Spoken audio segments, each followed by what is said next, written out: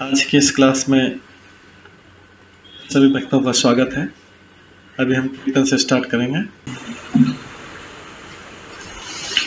जय राधा माधव कुंज बिहारी, जय राधा माधव कुंज बिहारी, जय गोपीजन वल्लभ गिरिवर धारी, जय गोपीजन वल्लभ गिरिवर धारी, यशोदानंदन व्रज जनरंजन, यशोदानंदन व्रज जनरंजन, यमुना तीरा वनचारी, यमुना तीरा वनचारी,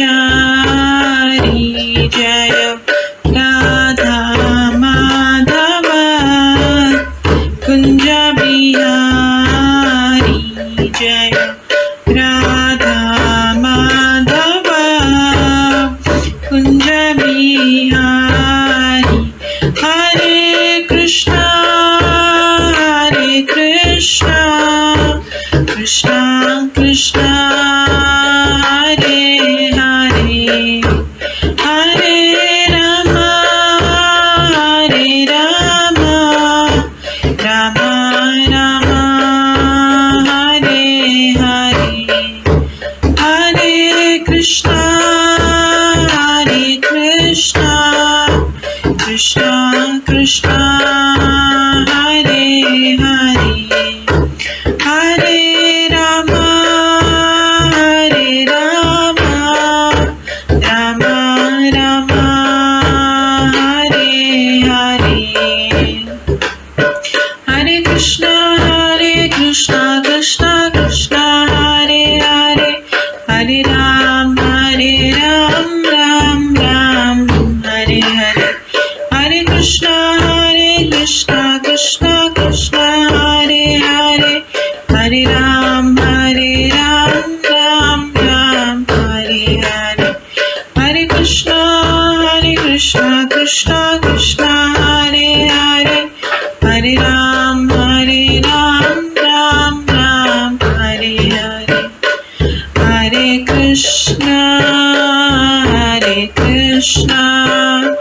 कृष्णा कृष्णा हरे हरे, हरे राम राम राम हरे हरे, हरे कृष्णा कृष्णा कृष्णा हरे हरे, हरे राम राम राम हरे हरे, जय राधा माधव राधे, जय राधा गोविंद राधे, जय गौरानताय,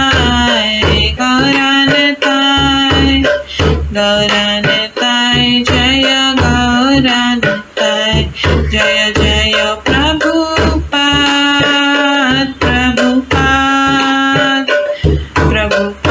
जय जय प्रभुपाद, जय जय गुरुदेव जय जय गुरुदेव, नित्य गौर हरि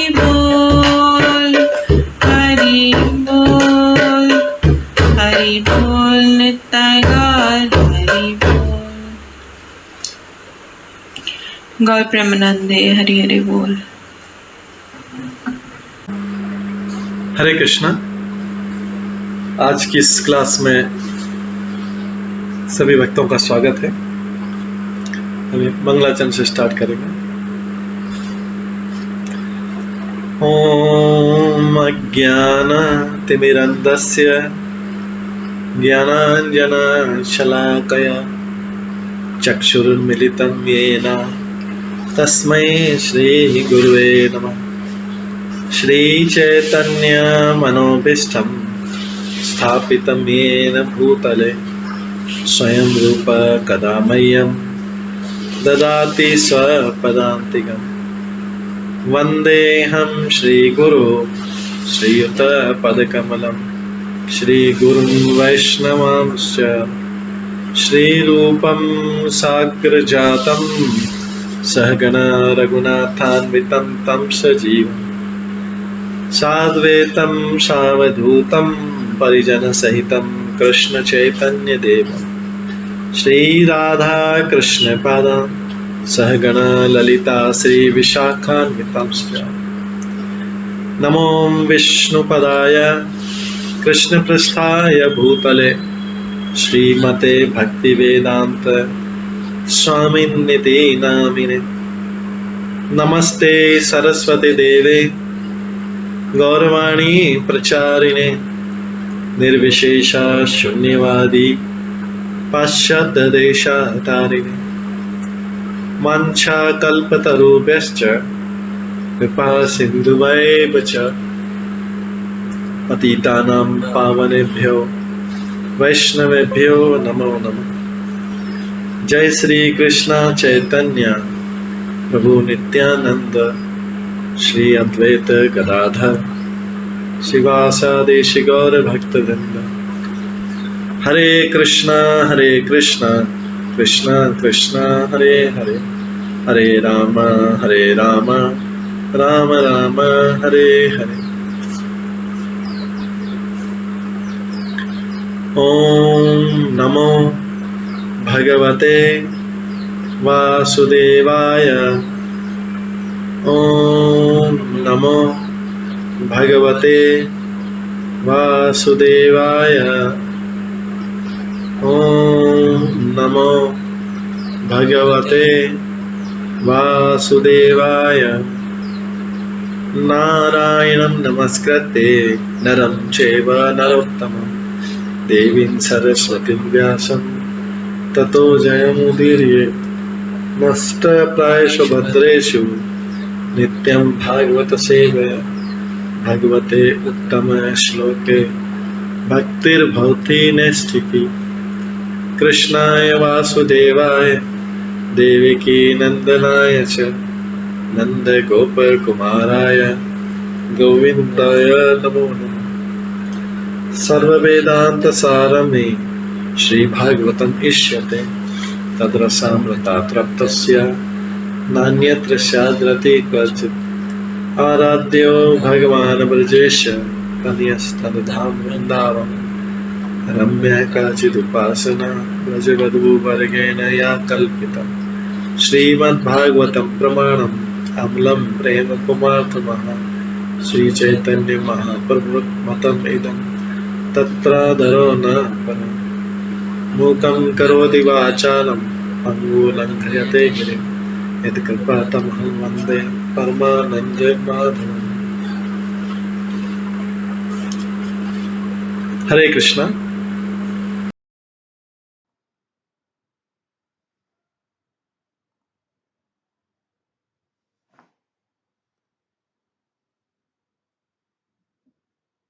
हरे कृष्णा। आज की इस क्लास में सभी भक्तों का स्वागत है।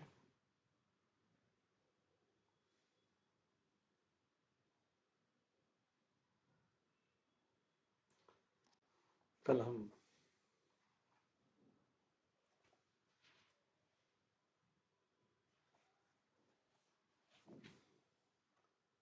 चौदहवें अध्याय से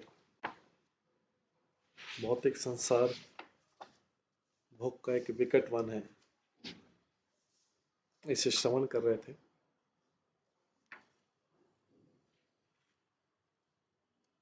जिसमें हमने श्रवण किया था कि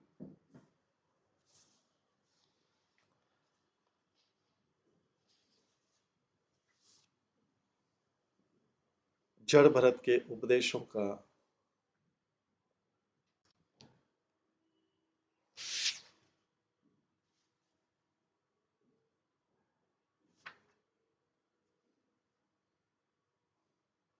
सार क्या है, जिसमें बताया गया था कि साधु प्रकृति वाले ऐसे अनेक महापुरुष राजर्षि हुए हैं जो यज्ञ अनुष्ठान में अत्यंत प्रवीण तथा अन्य राज्यों को जीतने में परम कुशल थे, कितनी इतनी शक्ति होने पर भी भगवान की प्रेम भक्ति नहीं कर पाए, क्योंकि वे महान राजा मैं देह स्वरूप हो ये मेरी संपत्ति इस मिथ्या बोध को भी नहीं जीत पाए थे। इस प्रकार उन्होंने प्रतिद्वंदी राजाओं से केवल शत्रुता मोल ली, उनसे युद्ध किया और वे जीवन के वास्तविक लक्ष्य को पूरा किए बिना दिवंगत हो गए।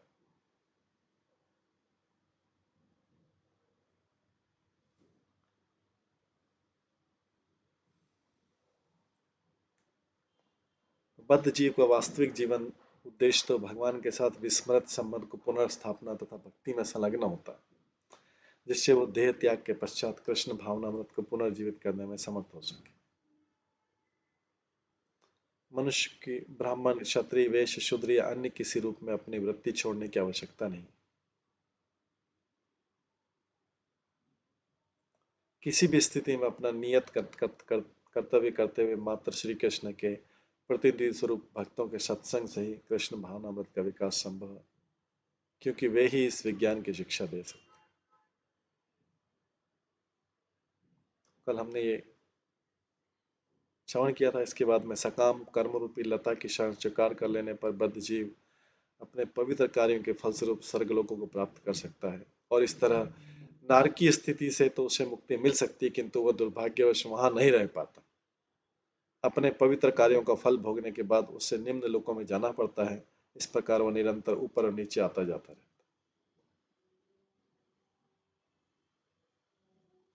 आज हम 42वें श्लोक से स्टार्ट करेंगे।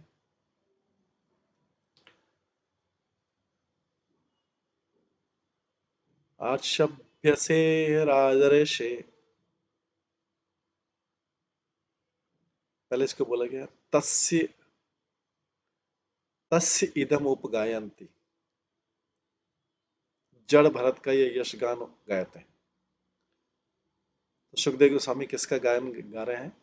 तस्य इदम उपगायन्ति, जड़ भरत का यश गान गाते हैं, बोलते हैं आशभस्य इह राजर्षे मनसापि महात्मनः न अनुवर्तमर्हति नृपः मक्षिका एव गरुत्तमत्। जड़ भरत के उपदेशों का सारा सार सुना चुकने के पश्चात श्री सुखदेव गोस्वामी ने कहा,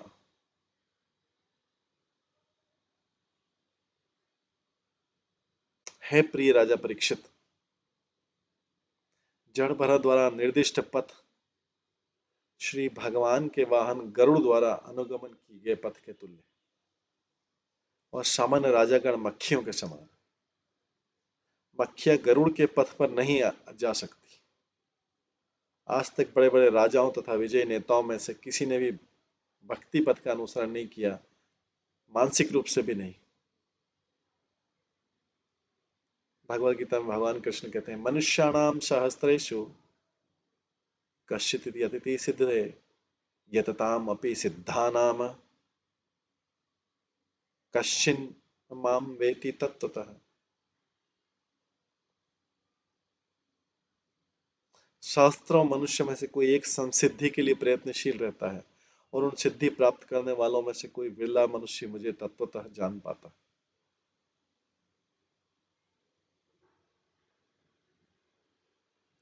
भक्ति का मार्ग अनेक शत्रुओं पर विजय पाने करने वाले राजाओं के लिए भी अत्यंत कठिन है।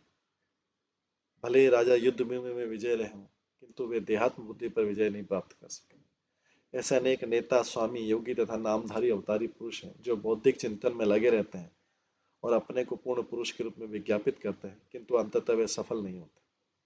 निसंदेह भक्ति मार्ग का अनुगमन अत्यंत कठिन है, किंतु यदि कोई महाजनों के पथ का अनुसरण करना चाहता है तो वह अत्यंत सरल हो जाता है। इस युग में श्री चैतन्य महाप्रभु का पथ उपलब्ध है, जिनका आविर्भाव पतित आत्मा को उद्धार के लिए हुआ। ये पथ इतना सरल एवं सुगम है कि कोई भी श्री भगवान का नाम जप करके इसे ग्रहण कर सकता है। हरे नाम हरे नाम केवलम कलेव नास्ते व नास्ते व नास्ते व गति। हमें संतोष की कृष्ण भावनामृत आंदोलन द्वारा इस पथ का उद्घाटन किया जा रहा है। ये प्रभुपाद का कहना है। तो इस तरीके से जड़ भरत ने जड़ भरत बोलने के जड़ भरत सुखदेव गोस्वामी बता रहे हैं कि जड़ भरत के द्वारा अपनाया गया मार्ग बहुत कठिन है, जो गरुड़ के द्वारा अपनाए गए पथ के तुल्य। और सामान्य राजागण तो मक्खियों की समान है, मक्खियां कभी भी गरुड़ के पाथ में नहीं जा सकती। तो इस तरह से मनुष्य के लिए बहुत डिफिकल्ट पाथ, लेकिन फिर भी चैतन्य महाप्रभु ने पतित आत्माओं को उद्धार के लिए कलयुग में इसी मार्ग को सरल बना दिया है, हरे नाम के द्वारा।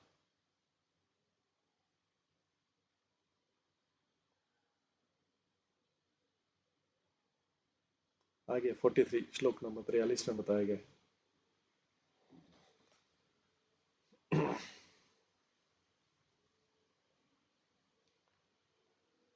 यह दुस्त्यजान दारसुतान सुहृत राज्यम हृदय स्पर्श जहो युवा एव मलवत उत्तम श्लोक लालसा।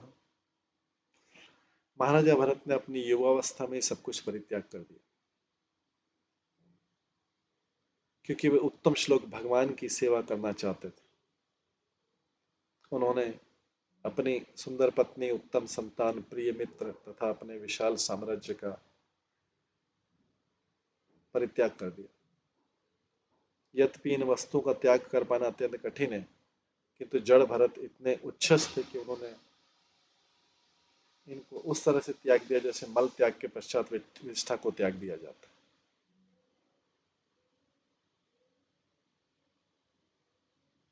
तो तात्पर्य बताया कि ईश्वर का नाम कृष्ण है, क्योंकि वे इतने आकर्षक है कि उनके लिए शुद्ध भक्ति इस भौतिक जगत की प्रत्येक वस्तु का परित्याग कर सकते हैं।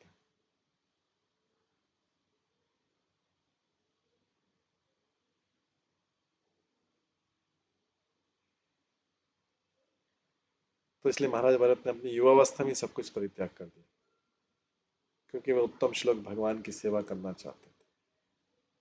महाराजा भरत एक आदर्श राजा, उपदेशक तथा चक्रवर्ती सम्राट थे। उनके पास समस्त सांसारिक वैभव था, किंतु कृष्ण इतने आकर्षक कि उन्होंने महाराजा भरत से उनका भौतिक ऐश्वर्य त्याग करवाकर अपनी ओर आकृष्ट कर दिया। तो भी न जाने किस प्रकार जड़ भरत एक मृग के प्रति वत्सल हो उठे और अगले जन्म में उन्हें पदच्युत होकर मृग देह धारण करना पड़ा। किंतु उन पर कृष्ण की महती कृपा थी, जिसके कारण वे अपने पद को विस्मृत नहीं कर पाए और यह समझते रहे कि किस प्रकार उनका पतन। फलतः अगले जन्म में अपनी शक्ति का अपव्यय न करने के लिए महाराजा भरत जो है जड़ भरत अपने को एक बहरे तथा गूंगे व्यक्ति के रूप में दिखाते रहे। इस प्रकार से वे अपने मन को अपनी भक्ति में केंद्रित कर सके। हमें महान राजा भरत से शिक्षा ग्रहण करनी चाहिए कि कृष्ण भावनामत अनुशीलन करने में किस प्रकार सतर्क रहा जाए। इस समय थोड़ी सी लापरवाही करने से हमारी भक्ति में बाधा पड़ सकती है, किंतु भगवान को समर्पित सेवा नष्ट नहीं होती।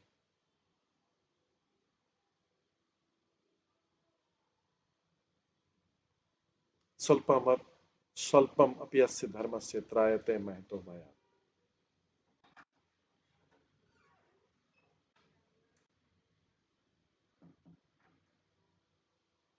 श्रद्धा पूर्वक समर्पित किंचित भक्ति शाश्वत धन है। श्रीमद् भागवत में लिखे त्यक्ता सुधर्म चरणाम भुजम हरे भजन न पक्को पते ततो यदि यत्र क्व वा भद्रम बूढ़मुष्य किम को वार्थ आपतो अभजताम स्वधर्म। यदि किसी तरह कोई व्यक्ति श्री कृष्ण के प्रति आकर्षण हो जाता है तो भक्ति में जो कुछ भी करता है वह शाश्वत संपत्ति होता है। यदि अपरिपक्वता अथवा कुसंग के कारण वो पतित भी होता है तो उसकी भक्ति संपदा नष्ट नहीं होती। इसके अनेक उदाहरण हैं। जैसे अजामिल, महाराजा भरत तथा अनेक अन्य। ये कृष्ण भावनामत आंदोलन प्रत्येक व्यक्ति को भक्ति में तत्पर होने का अवसर प्रदान करता है, भले वो अल्प समय के लिए क्यों न। इस प्रकार थोड़ी सी सेवा से आगे बढ़ने के लिए प्रोत्साहन मिलता है, जिससे जीवन को सफल बनाया जा सकता है।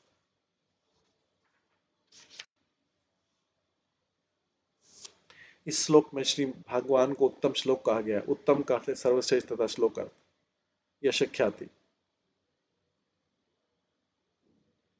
श्री कृष्ण 6 प्रकार के ऐश्वर्य से पूर्ण है, जिसमें एक यश भी एक।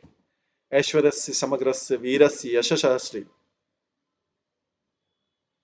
श्री कृष्ण की यश का भी विस्तार हो रहा है। हम इस कृष्ण भावनामत आंदोलन को आगे बढ़ाकर श्री कृष्ण की कीर्ति को फैला रहे हैं। प्रभुपाद बोल रहे हैं।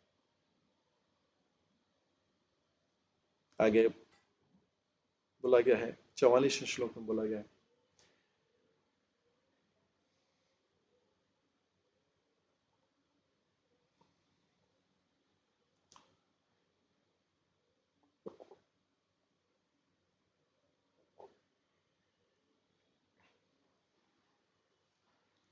यदुस्त्यजांश्चेति सुतसुदन् स्वजन्नार्थधारान् पार्थ्यां श्रियं सुरवरे सदवलोका नयेच्छत् नृपः ततुचितं महतां मधुद्विटः सेवानुरक्तमनसाम् अभवापि फल्गु। श्री सुखदेव स्वामी आगे कहते हैं, राजन, भरत महाराज के कार्य आश्चर्यजनक है। उन्होंने अपनी प्रत्येक वस्तु का परित्याग कर दिया जो अन्यों के लिए दुष्कर है। उन्होंने अपनी साम्राज्य, पत्नी तथा परिवार को त्याग दिया। उनका वैभव इतना प्रबुद्ध था कि देवताओं को भी ईर्ष्या होती थी, किंतु उसका भी उन्होंने परित्याग कर दिया। उनके समान महान पुरुष के लिए महान भक्त होना सर्वथा उपयुक्त। वे प्रत्येक वस्तु का इसलिए परित्याग कर सके क्योंकि वे भगवान श्री कृष्ण के सौंदर्य, ऐश्वर्य, यश, ज्ञान, शक्ति तथा त्याग के प्रति अनुरक्त। कृष्ण इतने आकर्षक कि उनके लिए समस्त इष्ट वस्तुओं का परित्याग किया जा सकता है। जिनके चित्त भगवान की सेवा के प्रति आकर्षित है, वे मुक्ति को भी तुच्छ मानते। तात्पर्य, इस श्लोक से श्री कृष्ण की सर्व आकर्षकता की पुष्टि होती। महाराजा भरत श्री कृष्ण के प्रति इतने आकर्षित थे कि उन्होंने अपना समस्त सांसारिक वैभव त्याग दिया, जबकि सामान्य भौतिकतावादी मनुष्य ऐसे वैभव के द्वारा आकर्षित होते हैं। भागवतम के 5वें स्कंद के 5वें अध्याय के 8वें श्लोक में, अतो ग्रह क्षेत्र सुताप्त वितेर जनस्य मोहोयम ममेति। हर प्राणी अपने देह, घर, संपत्ति, संतान, संबंधी जन तथा ऐश्वर्य के प्रति अनुरक्त होता है। इस प्रकार जीवन के प्रति मोह बढ़ता जाता है और वो यह मैं हूं और यह मेरा है के रूप में सोचता है। भौतिक वस्तु के प्रति आकर्षण मोह जनित है। भौतिक वस्तुओं के प्रति आकर्षित होने में कोई लाभ नहीं है, क्योंकि इनसे बद्ध जीव इधर उधर भटकता है। उसी का जीवन सफल है जो श्री कृष्ण की शक्ति, सुंदरता, लीलाओं से आकर्षित होकर उन्हीं में मग्न हो जाता है, जैसा कि श्रीमद् भागवतम के 10वें स्कंद में उल्लेख। अभाव शब्द का अर्थ है पुनः जन्म ले लेना। तो भक्त को इसकी परवाह नहीं रहती कि उसका पुनर्जन्म होगा या नहीं। वो प्रत्येक दशा में श्री भगवान की सेवा मात्र से संतुष्ट रहता है। यही वास्तविक मुक्ति। इहा यस्य हरेर्दास्य कर्मणा मनसा गिरा निखिलास्व अपि अवस्थासु जीवन मुक्त सउच्यते। जो मनसा वाचा कर्मणा श्री कृष्ण की सेवा करता है, वह इस भौतिक संसार में रहकर भी जीवन मुक्त। जो व्यक्ति श्री कृष्ण की निरंतर सेवा का इच्छुक है, वह अन्य व्यक्तियों को यह विश्वास दिलाने में रुचि रखता है कि भगवान है और पूर्ण पुरुषोत्तम भगवान श्री कृष्ण ही है। यही उसकी अभिलाषा है। उसे इसकी परवाह नहीं कि स्वर्ग में है या नरक में। यह उत्तम श्लोक लालसा कह। 45वें श्लोक में है, यज्ञाय धर्मपत्ये विधीने पूर्णाय योगाय सांख्य शीर्षे प्रकृतीश्वराय नारायणाय हरे नमः इत्युदारम् हास्यन् मृगत्वम् अपि समुदाजहार। मृगदेह धारण करने पर भी महाराजा भरत ने पूर्ण पुरुषोत्तम भगवान को विस्मृत नहीं किया।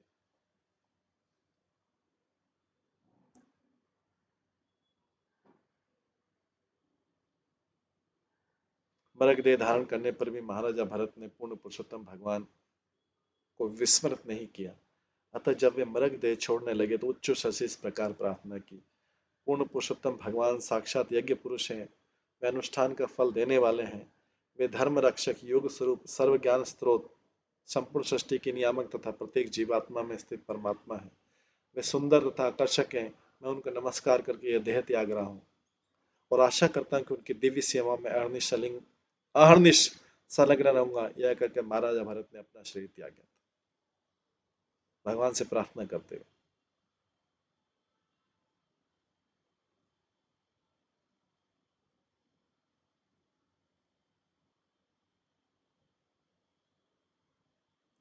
यद्यपि महाराजा भरत को मृगदेह स्वीकार करनी पड़ी, किंतु वे मृत्यु के समय नारायण का स्मरण कर सके थे मृगदेह में। फलस्वरूप उनका जन्म ब्राह्मण परिवार में हुआ था, जहाँ पर जड़ भरत कहलाए। तो भागवत गीता के इस कथन की इससे पुष्टि होती है। शुचिनाम श्रीमताम गेहे योग भ्रष्ट अभिजायते। जो आत्म साक्षात्कार के पद से नीचे आ जाता है, जो आत्म साक्षात्कार के पद से नीचे आ जाता है, तो भी वो ब्राह्मणों अथवा सदाचारी धनवानों के घर में जन्म लेता है। यद्यपि महाराजा भरत का जन्म राजकुल में हुआ था, किंतु असावधान रहने के कारण उन्हें मृग रूप में जन्म लेना पड़ा। किंतु मृग देह धारण करने पर भी वे अत्यंत सचेत रहे, जिससे उनका जन्म एक ब्राह्मण परिवार में जड़ भरत के रूप में हुआ। इस जन्म में वे आजीवन कृष्ण भक्त रहे और प्रत्यक्ष रूप से श्री कृष्ण भक्ति के संदेश का पहला उपदेश राजा रघुवंश से प्रारंभ किया।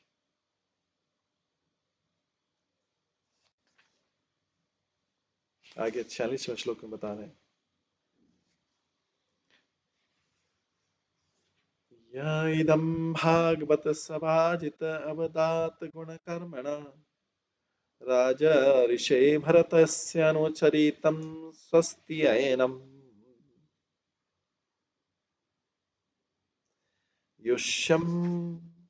आयुष्यं धन्यं यशस्यं स्वर्ग्य अपवर्ग्यं वानुशृणोति आख्यास्यस्ति अभिनन्दति च सर्वा एव आशिषात्मनाशास्ति न काञ्चन परत इति। श्रवण तथा कीर्तन के अनुरागी भक्त नियमित रूप से भरत महाराज के गुणों की विवेचना तथा उनके कर्मों की प्रशंसा करते हैं। यदि कोई विनीत भाव से सर्व कल्याणमय महाराजा भरत के विषय में श्रवण तथा कीर्तन करता है, तो उसकी आयु तथा सांसारिक वैभव में वृद्धि होती, वह अत्यंत प्रसिद्ध हो सकता है और सरलता से स्वर्ग अथवा श्री भगवान से मुक्ति, एकाकार होकर मुक्ति भी प्राप्त कर सकता है। महाराजा भरत के कर्मों के श्रवण कीर्तन तथा स्तवन मात्र से मनोवांछित फल मिलता है। इस प्रकार मनुष्य की समस्त भौतिक तथा आध्यात्मिक आकांक्षाओं की पूर्ति होती है। ये उसका महत्व बता रहे हैं। इन वस्तुओं के लिए किसी और से किसी मांगने की आवश्यकता नहीं रह जाती, क्योंकि महाराजा भरत के जीवन के अध्ययन मात्र से सभी वांछित वस्तुएं प्राप्त हो जाती।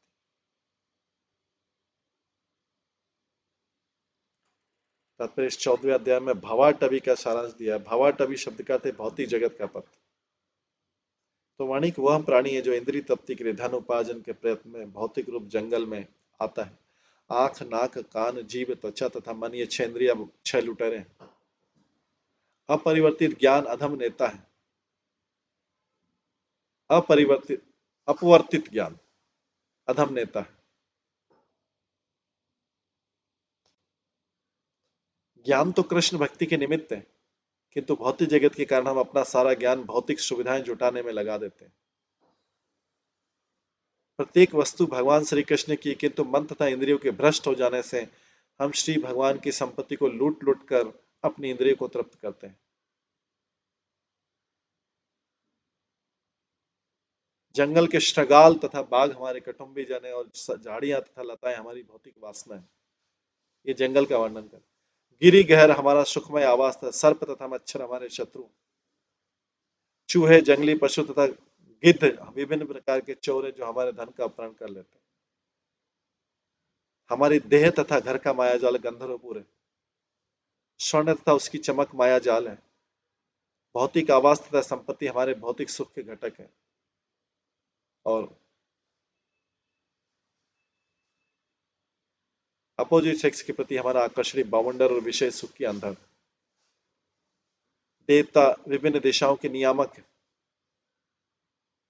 और हमारी अनुपस्थिति में शत्रु द्वारा उच्चरित कर्कश शब्द ही मानो झिंगूर की आवाज। हमारे मुंह पर बुराई करने वाले व्यक्ति उल्लू के तथा अशुभ वृक्ष अशुभ लोग हैं। जलहीन नदी उन नास्तिकों को प्रतिनिधि जो हमें इस लोक तथा परलोक में कष्ट देते हैं। मांसाहारी असुर राज्य कर्मचारी और चुभने वाले कांटे भौतिक जीवन की बाधा तुल्य हैं। व्यभिचार का अनुभूत स्वाद पर स्त्री संभोग की लालसा है।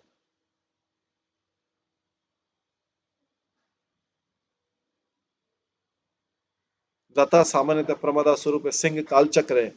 बगुले कौवे तथा गिद्ध नामधारी देवता छद्म स्वामी योगी तथा अवतारी।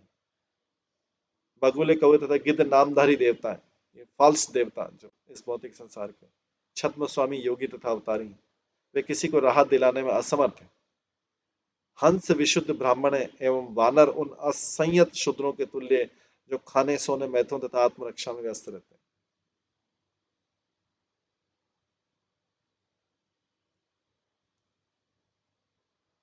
ऐसे संसारी व्यक्तियों के लिए घर जो है वानरों के रहने वाले वृक्षों के तुल्य है तथा हाथी परम मृत्यु है। इस प्रकार इस अध्याय में भौतिक जगत के सभी घटकों का वर्णन मिलता है। इस प्रकार श्रीमद् भागवतम के पंचम स्कंद के अंतर्गत भौतिक संसार भोग का एक विकट वन है, इसका वर्णन कंप्लीट हुआ।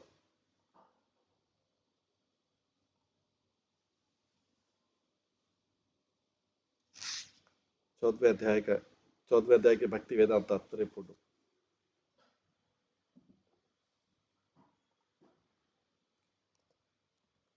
इस तरह से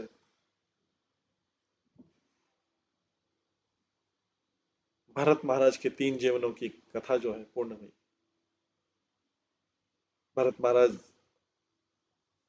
भगवान ऋषभ देव के वरिष्ठ पुत्र थे। ऋषभ देव जो स्वयं भगवान के अवतार थे।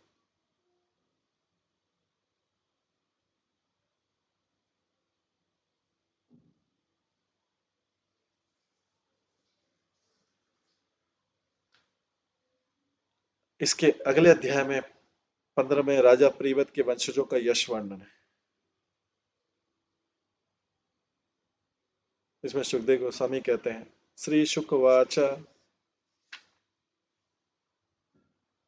भरतस्यात्मज सुमति नाम अभिता यम उवा केचित पाखंडिन ऋषभ पदवीं अनुवर्तमानं च नार्य अवेद समा अवेद समामनानातं देवतां समनीषिया पापिस्या कलो कल्पयिष्यन्ति।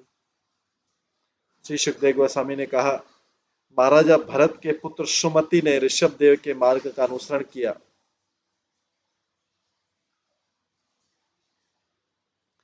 महाराजा भरत के पुत्र सुमति ने ऋषभ देव के मार्ग का अनुसरण किया, किंतु कुछ पाखंडी लोगों ने साक्षात भगवान बुद्ध मानने लगे। वस्तुतः इन पाखंडी नास्तिक और दुष्चरित लोगों ने वैदिक नियमों का पालन काल्पनिक तथा प्रसिद्ध ढंग से अपने कर्मों की पुष्टि के लिए किया। इस प्रकार इन पापात्मा ने सुमति को भगवान बुद्ध देव के रूप में स्वीकार किया और इस मत का प्रवर्तन किया कि प्रत्येक व्यक्ति को सुमति के नियमों का पालन करना चाहिए। इस प्रकार अपनी कोरी कल्पना के कारण वे रास्ते से भटक गए। ये है महाराजा भरत के पुत्र का सुमति का वंश।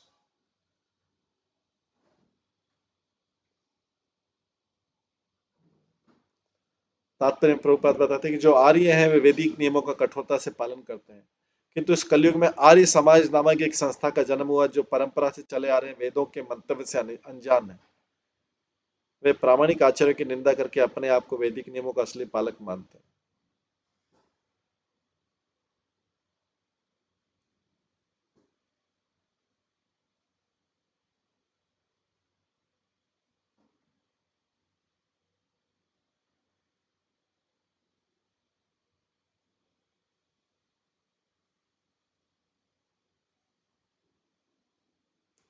आगे तस्मात् वृद्ध सेनायाम देव देवताजित नाम पुत्र भवत, सुमति की पत्नी वृद्ध सेना के गर्भ से देवाजित नाम का पुत्र जन्म लिया। ये सब प्रियव्रत के वंशजों का वर्णन हो रहा है। अथा सूर्यम ततः तनय देवद्युम्न ततः धेनु मत्यानां सुतः परमेष्ठि तस्य सुवर्चलायम प्रतीह उपजात। तत्पश्चात देवताजित की पत्नी आसुरी के गर्भ से देवदुम्न नामक पुत्र उत्पन्न हुआ। देवदूत की पत्नी धेनुमति के गर्भ से परमेष्ठी नाम का पुत्र हुआ। परमेष्ठी की पत्नी सुवर्चला के गर्भ से प्रतीह नाम के पुत्र का जन्म लिया। ये आत्मविद्याम आख्यायम स्वयं संशुद्ध महापुरुषम, ये आत्मविद्याम आख्याम स्वयं संशुद्ध महापुरुषम मनुस्मसमान। राजा प्रतीह ने स्वयं आत्मिक साक्षात्कार करके सिद्धों का प्रसार किया। इस प्रकार शुद्ध होकर वे परम पुरुष भगवान विष्णु के महान भक्त बन गए और प्रत्यक्ष उनका साक्षात्कार किया। तो ये सब प्रियव्रत के वंशजों की परंपरा। राजा प्रतीह हुए, फिर उसके आगे प्रतिहात सुवर्चलायम प्रतिहतादयत्रय आसन इज्जा को विद्या सुनम प्रतिहतु स्तुत्याम अजभूमानो अजनिशाताम। प्रतीह की पत्नी सुवर्चला के गर्भ से प्रतिहर्ता, प्रस्तोता तथा उद्गाता नाम के 3 पुत्र उत्पन्न हुए। ये तीनों पुत्र वैदिक अनुष्ठानों में अत्यंत दक्ष थे। प्रतिहर्ता की भारिया स्तुति के गर्भ से अज तथा भूमा नामक 2 पुत्रों का जन्म हुआ।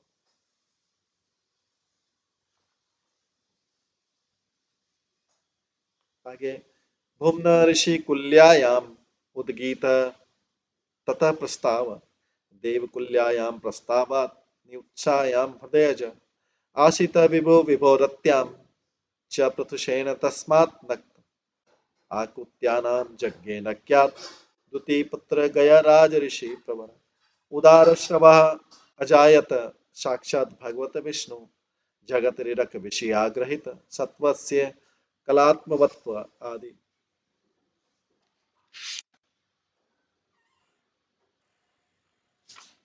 लक्षणेन महापुरुषताम प्राप्त, राजा भूमा की पत्नी ऋषिकुल्या के गर्भ से उद्गीत नाम का पुत्र उत्पन्न हुआ। उद्गीत की पत्नी देवकुल्या से प्रस्ताव नामक पुत्र ने जन्म लिया और प्रस्ताव को अपनी पत्नी नियुक्ता से विभु नामक पुत्र की प्राप्ति हुई। विभु की पत्नी रति के गर्भ से पृथुषेण और पृथुषेण की पत्नी आकुति के गर्भ से नक्त नाम के पुत्र ने जन्म लिया। नक्त की पत्नी द्रुति हुई जिसके गर्भ से गय नामक महान राजा उत्पन्न हुआ। गय अत्यंत विख्यात एवं पवित्र था, वह राज ऋषियों में सर्वश्रेष्ठ था। भगवान विष्णु तथा उनके सभी अंश विश्व की रक्षा करने के लिए हैं और वे सदैव दिव्य सत्व गुण में थे जिससे विशुद्ध सत्व कहते हैं। भगवान विष्णु के साक्षात अंश होने के कारण राजा गय भी विशुद्ध सत्व में आसीन थे। इस कारण महाराजा गय दिव्य ज्ञान से युक्त थे और इसलिए वे महापुरुष कहलाए।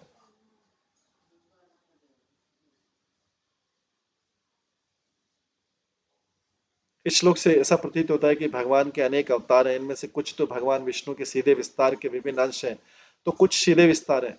भगवान का प्रत्यक्ष अवतार अंश या स्वांश कहलाता है, जबकि अंश के अवतार को कला कहते हैं। कलाओं के अंतर्गत विभिन्न अंश जीव तथा जीवात्माएं हैं। तो भगवान का जो प्रत्यक्ष अवतार है उसको अंश बोलते हैं और अंश के अंश को कला बोलते हैं, और कलाओं के अंतर्गत जो है विभिन्न अंश जीव तथा जीवात्माएं होती हैं और इनकी गणना जीव तत्वों में की जाती है। भगवान विष्णु से प्रत्यक्ष प्राप्त होने वाली जीवात्माएं विष्णु तत्व कहलाते हैं। कभी कभी इन्हें महापुरुष कहा जाता है। श्री कृष्ण का दूसरा नाम महापुरुष है और कभी कभी भक्त को महापौरुष कहा जाता है। आगे बोला गया है परंपरा में सवे स्वधर्मेण प्रजापालन पोषण प्रीणोपलानुशासन लक्षणे ज्यादिना च भगवती महापुरुषे परावरे ब्रह्मणि सर्वात्मनार्पित परमार्थ लक्षणेन ब्रह्म विचरणानुसेवया पादित भगवत भक्ति योगेन चाभिक्षणक्षः परिभावित शुद्धमति रूपरतान्नाम्यात्मनि स्वयं उपलभ्यमाना ब्रह्मात्मनुभव अपि निरभिमान निमजु गुपत। राजा गय ने अपनी प्रजा को पूर्ण सुरक्षा प्रदान की जिससे अवांछित तत्वों के द्वारा उसकी, ये राजा गय का है, प्रियव्रत के वंश में आ रहे हैं। राजा गय ने अपनी प्रजा को पूर्ण सुरक्षा प्रदान की जिससे अवांछित तत्वों के द्वारा उनकी निजी संपत्ति को किसी प्रकार की क्षति न पहुंचे। उन्होंने इसका भी ध्यान रखा कि प्रजा को पर्याप्त भोजन प्राप्त हो। कभी कभी प्रजा को प्रसन्न रखने के लिए वे दान देते थे, कभी कभी वे प्रजा की सभाएं बुलाते थे और मृदु वचनों से उन्हें तुष्टि प्रदान करते थे। वे उन्हें प्रजा को उच्च कोटि के नागरिक बनने की शिक्षा देते थे। राजा गय में इस प्रकार की विलक्षणताएं थी। इन सब के साथ ही राजा गृहस्थ थे और गृहस्थ जीवन के सभी नियमों का कड़ाई से पालन करते थे। वे यज्ञ करते थे तथा भगवान के एक निष्ठ भक्त थे। वे महापुरुष कहे जाते थे क्योंकि राजा के रूप में उन्होंने नागरिकों को सभी सुविधाएं प्रदान की। गृहस्थ के रूप में वे सभी कर्तव्यों का पालन करने वाले थे। फलस्वरूप में अंततः भगवान के परम भक्त हुए। भक्त के रूप में वे सभी भक्तों का आदर करने और भगवान की सेवा करने को उद्यत रहते थे। ये भक्ति योग की प्रक्रिया है। इन दिव्य कर्मों के कारण राजा गए देहात्म बोध से सदैव मुक्त रहे। वे ब्रह्म साक्षात्कार में लीन रहने के कारण सदैव प्रमुदित रहते थे। उन्हें भौतिक पश्चाताप का अनुभव नहीं करना पड़ा। सभी प्रकार से पूर्ण होने पर भी वे न तो गर्व करते थे, न ही राज्य करने के लिए लालयित होते थे। तात्पर्य में प्रभुपाद बताते हैं, भगवान श्री कृष्ण ने भगवद गीता में कहा कि वे धरती पर दो प्रकार के प्रयोजनों से अवतरित होते हैं, साधु पुरुषों का उद्धार करने तथा असुरों का नाश करने। राजा श्री भगवान का प्रतिनिधि होता है, इसलिए उसे कभी कभी नरदेव अर्थात मनुष्य का स्वामी कहा जाता है। वैदिक आदर्श के अनुसार संसार में इसकी ईश्वर तुल्य पूजा की जाती है।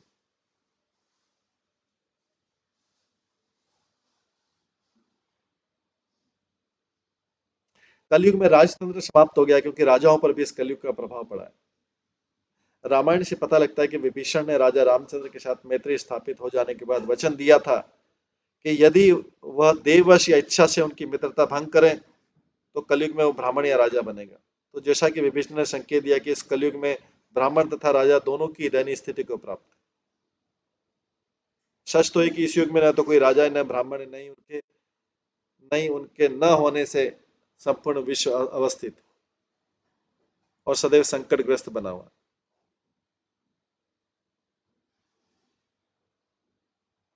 वर्तमान मानदंड के अनुसार महाराजा गए विष्णु के सच्चे प्रतिनिधि थे, इसलिए वे महापुरुष कहलाए।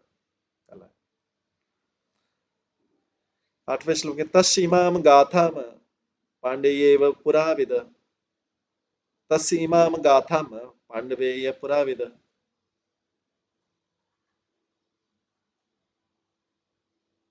तस्य इमाम गाथाम पांडवेय पुराविद गायन्ति। हे राजा परीक्षित, पुराणों को जानने वाले विद्वान राजा गय की स्तुति और महिमा गान निम्नलिखित श्लोकों से करते हैं। पुराणों को जानने वाले विद्वान राजा गय की स्तुति और महिमा गान निम्नलिखित श्लोकों से करते हैं। 9वां श्लोक है, गयम नृपः का प्रतियाति कर्मभिः यज्वाभिमानी बहुविधर्म गोप्ता समागत श्री सदसस्पति सताम सत्सेवको अन्य भगवत कलामृते। महाराजा गए सभी प्रकार के वैदिक अनुष्ठान करते थे। वे अत्यंत बुद्धिमान और सभी वैदिक शास्त्रों के अध्ययन में दक्ष थे। उन्होंने धार्मिक नियमों की रक्षा की और वे समस्त वैभव से युक्त थे। वे सज्जनों के नायक और भक्तों के सेवक थे। वे श्री भगवान के सच्चे अर्थों में समर्थ अंश थे। अतः महान अनुष्ठानों को संपन्न करने में उनकी तुलना और कौन कर सकता। 10वां श्लोक है, यमभिश्चैन पर्यामुदासति सत्याशिष दक्ष कन्या सरेद्धि यस्य प्रजानां दुहे धराशिष निराशिष गुणवत्स स्नुत उधा। महाराजा दक्ष की श्रद्धा, मैत्री तथा दया जैसी पतिव्रता तथा सत्यनिष्ठ कन्याएं जिनके आशीर्वाद से सता फलित होते थे, पवित्र जल से महाराज गय का अभिषेक करती थी। महाराजा गय इतने महान थे कि महाराज दक्ष की कन्याएं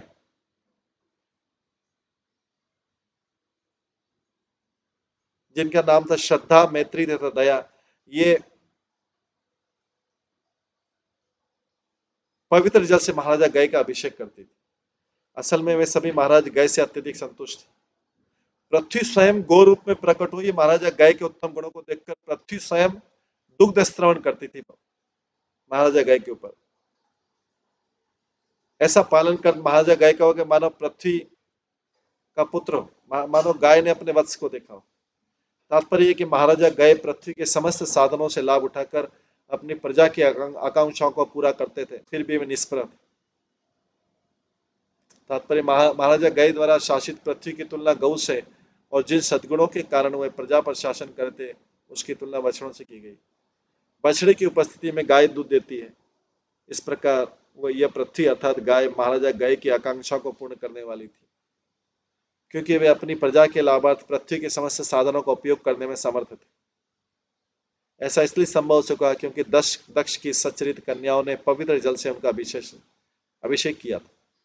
जब तक कोई राजा या शासक उच्च अधिकारियों द्वारा आशीर्वाद प्राप्त नहीं होता है, तब तक वह संतोषजनक रीति से प्रजा पर शासन नहीं कर सकता है।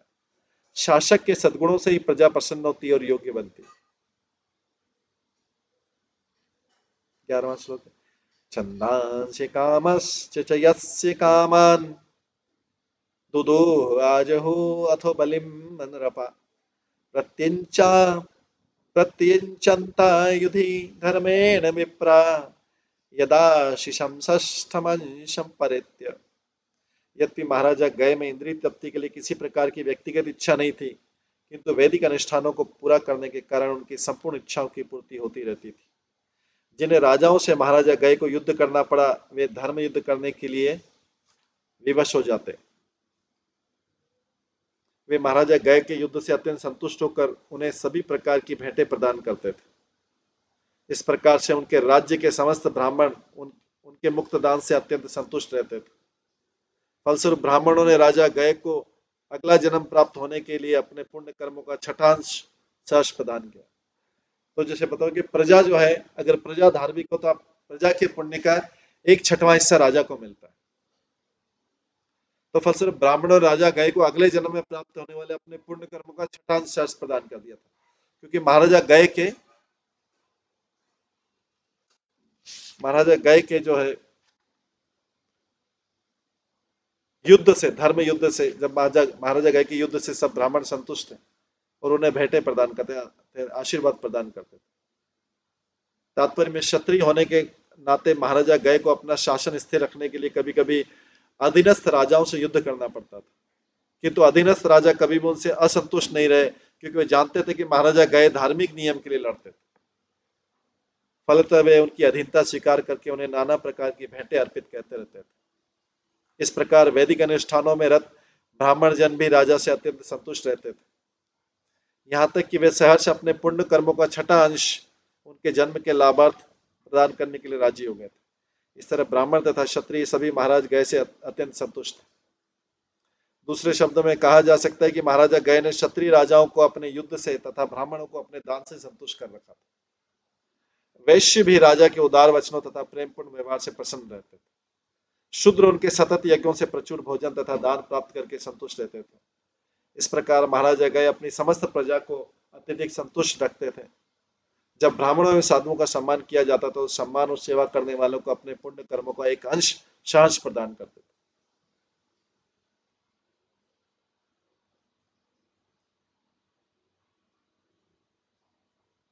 जैसा कि भगवत गीता में कहा गया, तद्विधि प्रणिपातेन परिप्रश्न सेव्या। मनुष्य को चाहिए कि उस सदगुरु के शरणागत होकर दंड प्रणाम विनम्र जिज्ञासा निष्कपट भाव से इनकी सेवा करे।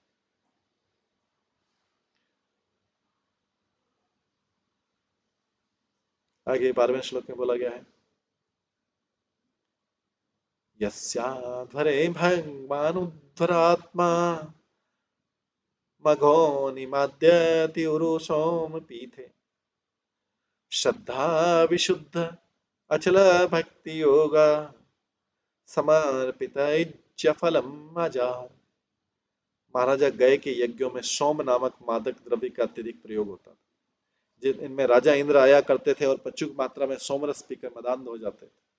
भगवान श्री विष्णु भी आया करते थे और यज्ञ क्षेत्र में विशुद्ध भक्ति पूर्वक उनको समर्पित किए जाने वाले यज्ञ फल को स्वीकार करते थे।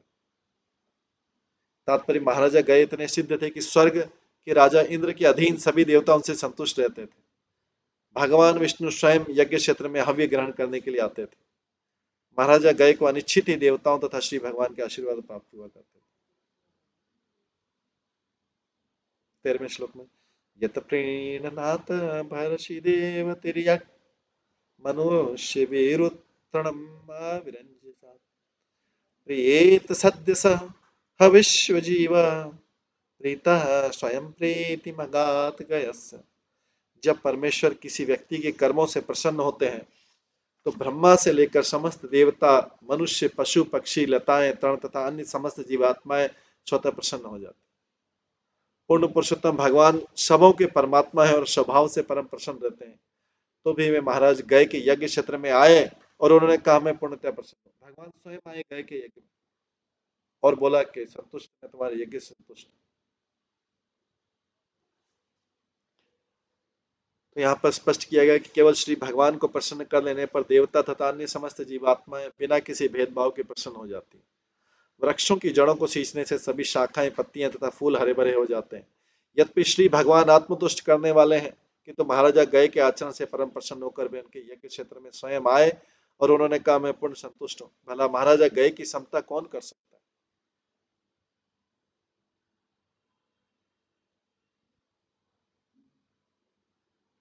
आगे बोला गया गयाद गयन्त्यां चित्ररथा सुगति अवरोधन इति त्रय पुत्रा बभूव विचित्ररथात् उरण्याणां सम्राट् ततोत्कलायाम्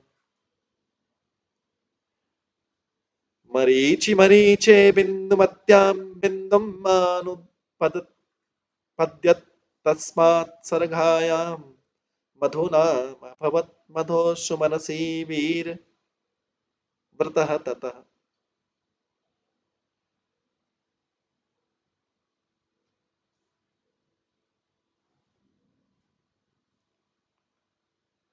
भोजायां मंथु प्रमंथु जज्ञाते मंथो सत्यायाम भवन ततः दुष्याणाम त्वष्टा अजनिष्ठ त्वष्टु विरोचनयानां विरज विरजस्य शतजित प्रवरम पुत्र शतम कन्या च विशुच्याम किल जातम। गर्भ गयंती के गर्भ से महाराज गय के 3 पुत्र हुए जिनके नाम थे चित्ररथ, सुगति तथा अवरोधन। चित्ररथ की पत्नी उड़ना से सम्राट नाम का पुत्र हुआ। सम्राट की पत्नी का नाम उत्कला था जिसके गर्भ से सम्राट को मरुचि नाम का पुत्र लाभ हुआ। मरीचि की पत्नी बिंदुमती से बिंदु नाम का पुत्र हुआ। बिंदु की पत्नी सर्गा के गर्भ से मधु नाम का एक पुत्र ने जन्म लिया। मधु की पत्नी सुमना से वीरव्रत और वीरव्रत की पत्नी भोजा से मंथु तथा प्रमंथु नाम के 2 पुत्र उत्पन्न हुए। मंथु की पत्नी सत्या से भवन नाम का पुत्र और भवन की पत्नी दूषणा से त्वष्टा नाम का पुत्र उत्पन्न हुआ। त्वष्टा की पत्नी विरोचना से विरच नाम का पुत्र उत्पन्न हुआ और उसकी पत्नी विशुचि के गर्भ से 100 पुत्र तथा एक पुत्री उत्पन्न हुई। इन सभी पुत्रों में शतजीत नाम का पुत्र सर्वोपरि था।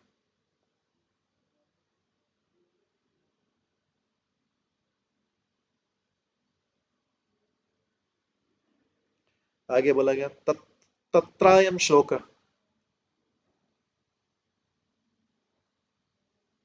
अयम श्लोक का मतलब ये प्रसिद्ध श्लोक उस प्रसंग में प्रेव्रतम वंशम इमम विरज चर्मोद्भव अकरोत अति अलम कीर्त्या विष्णु सुर गणम यथा। राजा विरज के संबंध में श्लोक प्रसिद्ध है जिसका अर्थ है अपने उच्च गुणों तथा व्यापक कीर्ति के कारण राजा विरज उसी प्रकार से प्रियवत राजा के वंश के मणि हो गए जिस प्रकार भगवान विष्णु अपनी दिव्य शक्ति द्वारा देवताओं को विभूषित करते हुए उन्हें आशीष देते हैं।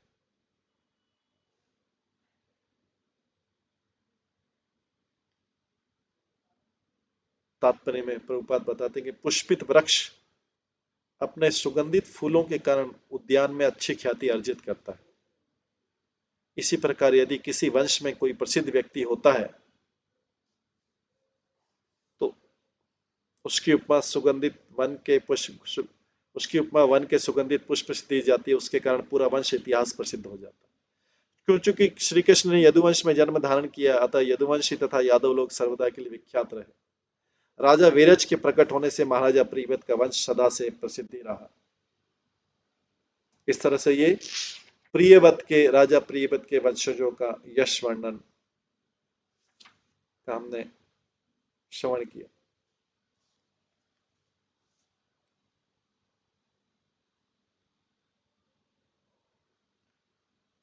तो जैसा कि हमने श्रवण किया था, राजा प्रियव्रत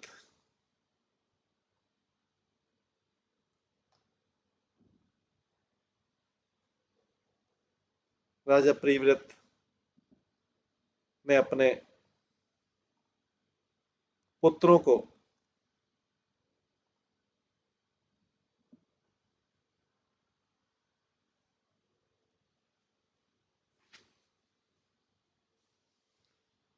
इस भूमंडल को 7 भागों में बांटकर अपने 7 पुत्रों को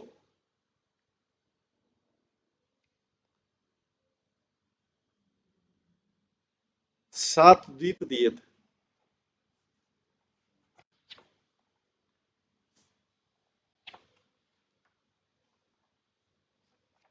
उसके बाद में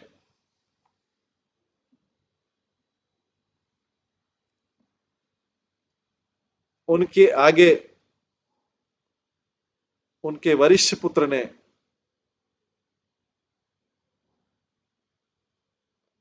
उनका वरिष्ठ पुत्र था अग्निद्र, जो राजा प्रियव्रत की आज्ञा के अनुसार जम्बूद्वीप का शासक बना था। बाद में उसने राजा अग्निद्र के गर्भ से भी 9 पुत्र हुए थे, जिनके नाम थे राजा अग्निद्र जो जम्बूद्वीप का शासक बना। राजा अग्निद्र जो जम्बूद्वीप का शासक बना, और उसके फिर 9 पुत्र हुए थे, जिनके नाम नाभि, किमपुरुष, हरिवश, इलाव्रत, रम्यक, हिरण्मय, कुरु, भद्राश्व तथा केतुमाल। तो उन्होंने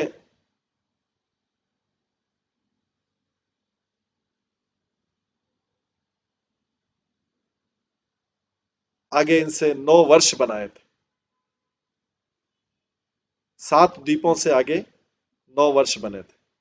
अग्निद्र के 7 द्वीपों में जो जम्बू द्वीप है उससे 9 वर्ष बने थे। तो भागवतम में, क्योंकि जम्बू द्वीप एक महत्वपूर्ण द्वीप है, जम्बू द्वीप के केंद्र में सुमेरु पर्वत है। जम्बू द्वीप एक महत्वपूर्ण द्वीप था, उसके 9 भाग हुए। जो जो प्रियव्रत के पुत्र, वरिष्ठ पुत्र अग्निद्र, महाराजा अग्निद्र ने अपने 9 पुत्रों को बांटे थे। उनके नाम थे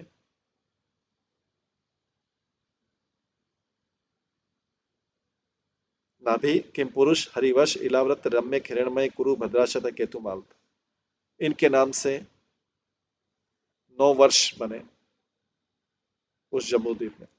तो जो जम्बूद्वीप का वर्णन है वो नेक्स्ट अध्याय में, 16वें अध्याय में है। तो इसको हम जो है कल की क्लास में स्टार्ट करेंगे, जम्बूद्वीप का वर्णन। जम्बूद्वीप और इसके जो 9 वर्ष हैं उनका वर्णन जो है हम कल की क्लास में श्रवण करें। आज की क्लास को हम यही करते हैं, और आज के जो प्रश्न हैं वो कल की क्लास में हम लेंगे। हरे कृष्णा। सभी भक्तों का बहुत बहुत धन्यवाद। सभी भक्तों के लिए एक बार हरे कृष्ण महामंत्र का जप करते हैं। हरे कृष्णा कृष्णा कृष्णा हरे हरे, हरे राम राम राम हरे। भक्तों का बहुत बहुत धन्यवाद।